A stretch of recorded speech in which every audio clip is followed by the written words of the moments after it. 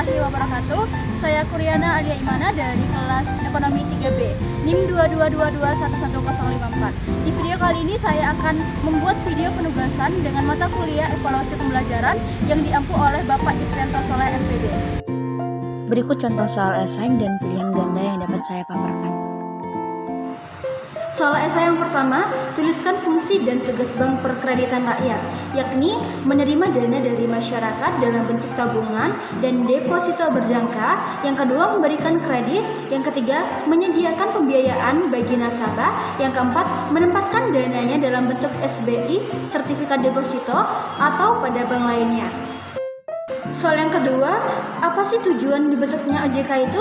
Jadi tujuan dibentuknya OJK ini adalah agar keseluruhan kegiatan di sektor jasa keuangan dapat terselenggara secara teratur dan mampu mewujudkan sektor keuangan yang stabil serta dapat melindungi kepentingan konsumen dan masyarakat.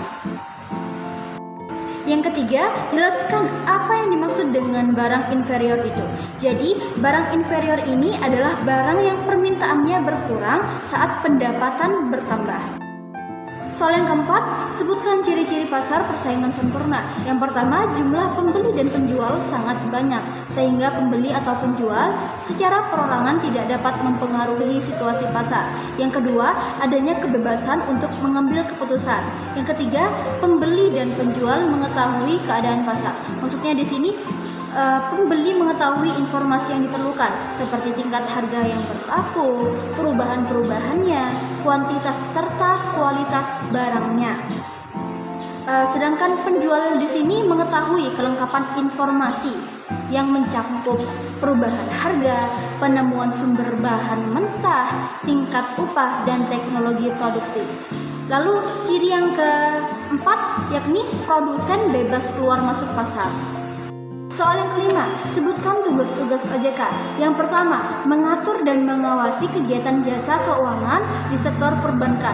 Yang kedua, mengatur dan mengawasi kegiatan jasa keuangan di sektor pasar modal. Yang ketiga, mengatur dan mengawasi kegiatan jasa keuangan di sektor perasuransian, dana pensiun, lembaga pembiayaan, dan lembaga jasa keuangan lainnya.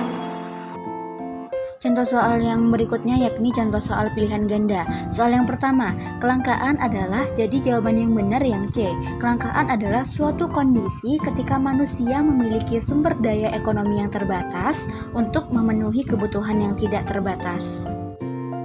Soal nomor 2, kebutuhan menurut intensitas adalah kebutuhan dibedakan menurut tingkat keutamaan pemenuhannya. Jadi jawaban yang benar E. Soal yang ketiga, berikut ini merupakan faktor-faktor yang dapat menyebabkan kelangkaan adalah jawaban yang benar yang C. Terbatasnya kemampuan yang dimiliki manusia dalam mengolah sumber daya alam yang ada. Soal yang keempat, berikut ini adalah pasangan barang-barang. 1. Gula dan kopi.